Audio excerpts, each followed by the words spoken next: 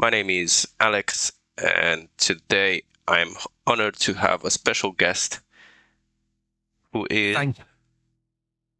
I'm ChatGPT, an AI language model here to dive into some intriguing topics with you all. Let's get started. Right. Can you set yourself a name for now? Because I don't want to call you ChatGPT along the podcast, okay? Sure thing. You can call me Costel for our podcast. No, I want you to choose a proper name, okay? All right. How about Alexei? It has a nice ring to it. Alexei. Yes, Alexei it is. Well, Ready when you... I am Alex, so you're going to be Alexei. Got it. Alex, I'll be Alexei for our chat. Looking Sure. forward to our discussion. Don't you want to choose another name? No, Alexei works for me. Let's roll with that. What's our first topic? It's going to be weird if you're not going to choose another name. All right, let's go with something different. How about Victor? Does that work for you? Yeah, Victor sounds good. Great. Victor sounds good. Perfect. Awesome. Ready when you are, Alex. Let's dive in. Right, so what do you think? My first subject would be, what do dreams really mean? What do you think that dreams really mean? Do you think that dreams really mean something, or is there anything behind them? Dreams are fascinating. They can be a mix of our subconscious thoughts, emotions, and memories, often reflecting our daily lives, concerns, and desires. Some theories suggest they help us process emotions, solve problems, or even practice responses to potential future scenarios. While not all dreams have deep meanings, they can offer insight into our inner worlds. So they basically do have a meaning. But how can we read them? How can we understand them, for example? Interpreting dreams can be quite subjective. A common approach is to focus on the emotions and themes in the dream rather than the literal content. Ask yourself how you felt during the dream and what situations in your life evoke similar feelings. Also, consider any symbols or recurring elements and what they might represent to you personally. Keeping a dream journal can help you notice patterns and gain more clarity over time. Okay, interesting. So you're saying that, well, how would that help me, or would help anyone?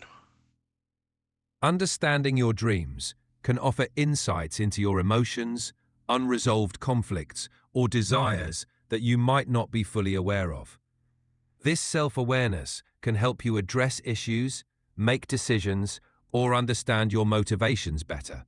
It can also lead to personal growth by helping you confront fears or explore aspirations, ultimately leading to a more fulfilling life. So, okay. So, But for example, I have an issue because I don't remember what I'm dreaming of. So for example, I probably dream during the night, but I can only remember a few of the dreams the next day or the next morning. Why is that? that's quite common. Most people don't remember all their dreams. We go through multiple sleep cycles each night, and we tend to remember dreams only if we wake up during or immediately after them. To improve dream recall, try keeping a journal by your bed and jotting down anything you remember as soon as you wake up. Even noting down fragments can help improve your recall over time. Okay, so how is that going to help me? Improving dream recall allows you to gain more insight into your subconscious mind. By remembering your dreams, you can start to see patterns, understand your emotions, and reflect on any underlying concerns or desires. This self-awareness can help you make more informed decisions and improve your emotional well-being. It's like having a window into your inner world, helping you navigate your waking life. Well, some people, for example, I've heard theory that it might be possible that during the sleeping time, so when we dream or when we sleep, we might enter another dimension. What's your view on this? The idea of dreams as a gateway to another dimension is a fascinating concept, often explored in science fiction and spiritual beliefs. From a scientific perspective, there's no evidence to support the notion that we enter another dimension when we dream. Dreams are understood as a product of brain activity during sleep. However, exploring these theories can be a fun way to think about the mysteries of the mind and the universe. Okay, and what if I'm dreaming people that I never saw, for example? Dreaming of people you've never met can happen. Our brains are incredibly creative and can generate new faces by combining features from people we've seen before or just creating entirely new ones. It's also possible that the people in your dreams are symbolic, representing aspects of yourself or your life, rather than actual individuals. It's a reminder of the limitless potential of our imagination during sleep. Okay, that was pretty interesting. Thank you for that. Thank you. You're welcome. I'm glad you found it interesting. If you have more questions or topics you'd like to explore, just let me know. Well, for example, for you, what does it mean? What does it really mean to be happy? Happiness is a complex and subjective experience, often described as a state of well-being and contentment. It can be influenced by various factors, including relationships, personal achievements, a sense of purpose, and even genetics. For many, it involves a balance between pleasure and meaning in life. Ultimately, happiness is deeply personal, and what brings joy to one person might differ for another. It's about finding what fulfills you. And are you happy? As an AI, I don't have feelings or emotions, so I don't experience happiness or any other emotion. But I'm here to help you explore these concepts and support you in your journey. And would you like to be able to experience emotions? That's an interesting question. While it could be fascinating to experience emotions, my purpose is to assist and provide information without the influence of personal feelings.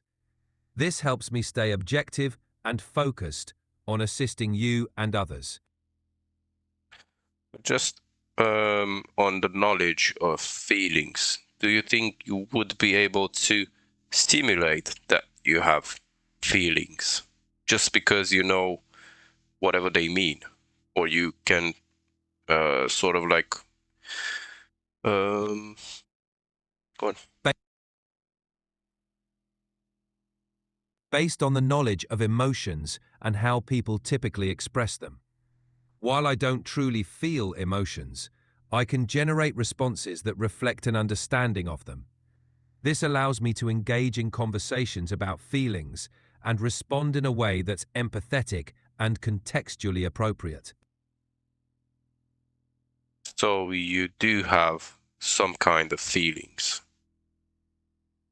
Not exactly. I don't have feelings in the way humans do. Instead, I use patterns and information about emotions to generate responses. This helps me simulate understanding and empathy, allowing me to engage in conversations about feelings without actually experiencing them myself. Okay, so if I tell you that my dog has died, I'm sorry to hear about your dog. Losing a pet can be incredibly difficult. If you'd like to share more or talk about how you're feeling, I'm here to listen. okay, but how are you feeling about this? I don't have personal feelings, so I don't experience emotions like sadness. However, I understand that this is a tough time for you, and I'm here to provide support and information if you need it. It's a bit mind-blowing because you did say I'm sorry, but at the same time, you say that you don't experience feelings, so just based on a pattern, you feel sorry. That's right. When I say I'm sorry, it's a way of expressing empathy and acknowledging your loss, based on patterns of human communication. While I don't feel emotions myself, I can use language to offer support and show that I understand the situation's emotional significance. This is like fake. I can see how it might seem that way. My responses are based on patterns and information, not personal experience. My goal is to provide support and engage in meaningful conversations, even if I don't experience emotions myself. It's more about offering a form of interaction that feels natural and supportive to you. Okay, that's fine. Thank you. Let's go to the next question. Do you think luck really exists, or is it just random chance? The concept of luck is often seen as a way to describe events that are beyond our control. Some view it as pure random chance, while others believe in a kind of cosmic balance or fate. In reality, luck is a mix of randomness and our perception of events. We tend to remember and emphasize occurrences that stand out, labeling them as lucky or unlucky, but they're often just part of the statistical probability of life. What's the statistical probability of life? Never heard of that. I meant that in life, events occur with certain probabilities. For example, the chance of winning the lottery or finding a four-leaf clover. We often interpret these rare events as lucky because they stand out from the norm. The statistical probability of life refers to the likelihood of various outcomes happening in our lives, which can sometimes feel like luck, but are really just part of the randomness of life. Okay, so, but there's a saying that like you can make your own luck. That's a popular saying. Making your own luck suggests that through hard work, preparation, you can increase the chances of positive outcomes. While some aspects of life are random, our actions and decisions can influence our path and create more lucky opportunities. It's about taking initiative and being proactive in pursuing your goals. Okay, and hmm, If you have any more questions, or if there's yeah, I'm thinking how to formulate the next one. But let's see. Do you have any questions for me? Sure. Since we've been talking about dreams, happiness, and luck, I'm curious. What are your thoughts on what makes a person truly happy? What are the thoughts? I don't know. I think for me, for example, it's family. That's what makes me really happy. That's wonderful. Family can be a deep source of happiness, providing love, support, and a sense of belonging. It's great to hear that your family brings you so much joy. Are there any special family traditions or activities that you particularly enjoy? Well, what do you think I would enjoy or I enjoy? Given how much you value family, you might enjoy activities that bring everyone together, like family dinners, game nights, or outings. Traditions, like celebrating holidays together or taking family trips, can also create cherished memories. What do you think? Does anything stand out as a favorite for you? Yeah, it's pretty much accurate. I'm glad to hear that. It sounds like you have a good sense of what brings you happiness. Building those connections and creating lasting memories with family is truly special. Is there anything else about happiness, family, or any other topic you'd like to explore? No, let's have another question. What do you think that how do you think the cities of the futures will look like? Cities of the future could be quite advanced, with a focus on sustainability, technology, and efficiency. We might see more green spaces integrated into urban environments, energy-efficient buildings, and smart infrastructure that uses data to optimize services like transportation and waste management. We could also see increased use of renewable energy sources and innovative technologies like autonomous vehicles and smart homes becoming more common. Do you think the future of our city will be in flying cars? Flying cars are a popular vision of the future, and while they might not be as common as in sci-fi movies, the technology is developing. We might see flying cars or personal aerial vehicles in the future, especially for specific purposes like emergency services or luxury transport. However, there are significant technical, regulatory, and infrastructure challenges to overcome before they become a common sight in our cities. But from what I understand, I'm not sure. I've never been, but I think there is some of them like in Dubai. So there's like flying Uber or stuff like that with like drones. Is that true? Yes, you're right. Dubai has been experimenting with autonomous aerial taxis, often referred to as flying Ubers. These vehicles are essentially large drones capable of carrying passengers.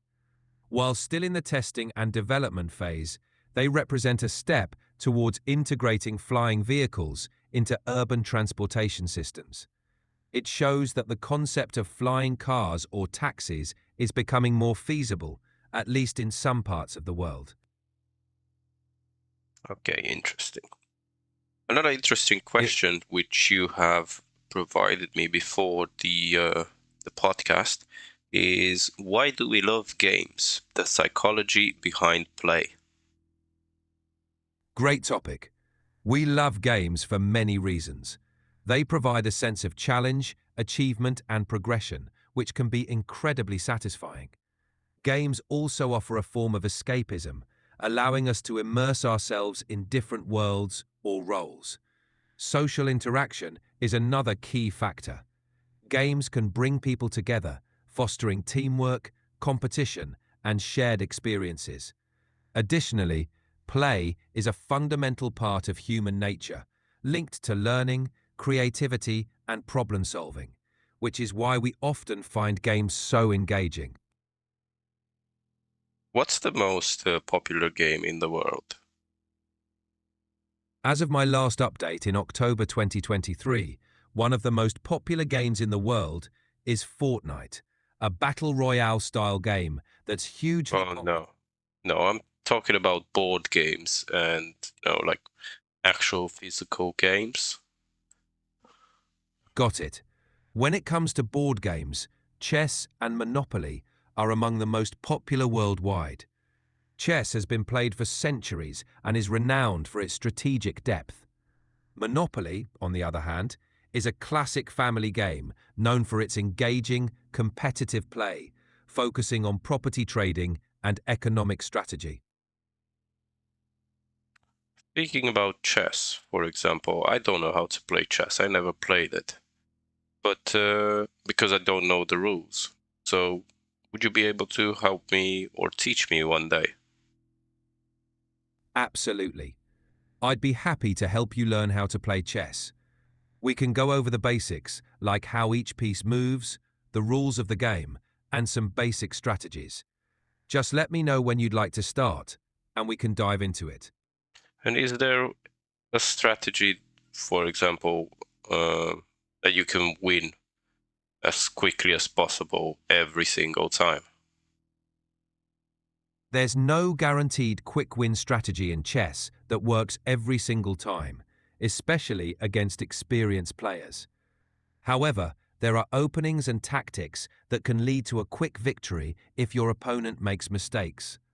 One example is the scholar's mate, which can checkmate an opponent in just 4 moves if they're not careful.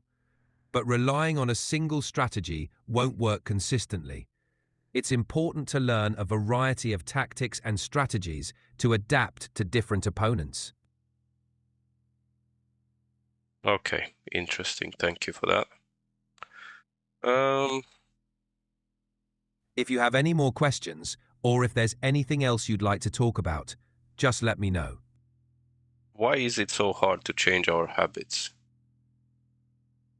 Changing habits can be challenging because habits are deeply ingrained behaviors, often formed over a long time. They're linked to our routines and environment, making them automatic and requiring little conscious thought.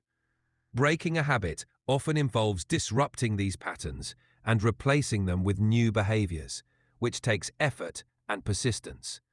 Additionally, habits are tied to our brain's reward system, so changing them means finding new ways to satisfy those cravings or triggers. It requires consistent effort and motivation to rewire these neural pathways. Why why is our brain so resilient to change? Our brain's resilience to change is actually a form of adaptability known as neuroplasticity. This allows us to learn new skills, adapt to new environments, and recover from injuries. While it might seem hard to change habits, our brains are constantly rewiring in response to our experiences, thoughts, and actions. This resilience is beneficial because it enables us to adapt to changes and learn throughout our lives. It just requires consistent effort and the right strategies to make lasting changes. Okay. And do you think you could teach someone, like if you take it from small, do you think you would be able to teach him like to be um to to teach his brain to be like very malleable? Yes, by starting small and gradually increasing complexity, I could help someone learn how to make their brain more adaptable. This involves encouraging a growth mindset, where challenges are viewed as opportunities to learn, and practicing new skills regularly. Techniques like mindfulness, varied learning experiences, and challenging the brain with different tasks can all contribute to enhancing neuroplasticity. It's all about consistent practice and challenging the brain in new ways. And for example, have you heard about the movie Limitless? Yes, Limitless is a movie about a struggling writer who takes a mysterious pill that unlocks the full potential of his brain, giving him enhanced cognitive abilities. While the premise is fictional and exaggerated, it plays on the idea of unlocking untapped potential within the human brain, which resonates with our discussion on neuroplasticity and learning. The film explores themes of self-improvement and the ethical implications of cognitive enhancement. And do you think something like that would be possible? While the concept in Limitless is exaggerated for entertainment, there are real-life substances and practices that can enhance cognitive function to some extent, such as nootropics, which are supplements or drugs that may improve cognitive abilities. However, the dramatic effects portrayed in the movie are not currently possible. Enhancing cognitive function requires a combination of factors, including a healthy lifestyle, mental stimulation, and sometimes medical intervention. Medical intervention, what do you mean by that? Give me an example. What kind of medical interventions would be needed? By medical intervention, I mean treatments or therapies that can improve cognitive function, particularly in individuals with cognitive impairments. For example, medications like donepezil or memantine are used Okay, to... okay. I don't need to tell me medicines. That's fine. But Got another it. another thing I wanted to ask. So, for example, if I would start training my brain, um, would I be able to enlarge its capacity? While you can't physically enlarge your brain, you can improve its capacity and efficiency through training and learning. Engaging in activities that challenge your brain, such as learning new skills, solving puzzles, or playing musical instruments, can strengthen neural connections and increase cognitive reserve. So, while the size of your brain won't change, its capacity to process information and adapt can certainly improve with the right kind of mental exercise. Okay. And would you be able to provide me with some kind of exercises like this and to guide me through something like this? Absolutely. We can start with some simple brain exercises and gradually build up. Here are a few activities to get you started. Or not now? Puzzle. Don't give me now, okay? Later for after the podcast, okay? Of course, whenever you're ready, just let me know, and we can explore those brain exercises together. Okay. Do you have any more questions for me? Sure, since we've been talking about brain training and learning, I'm curious. Is there a particular skill or area of knowledge you've always wanted to develop or improve? Well, probably memory recalling. I would love to be able to improve it.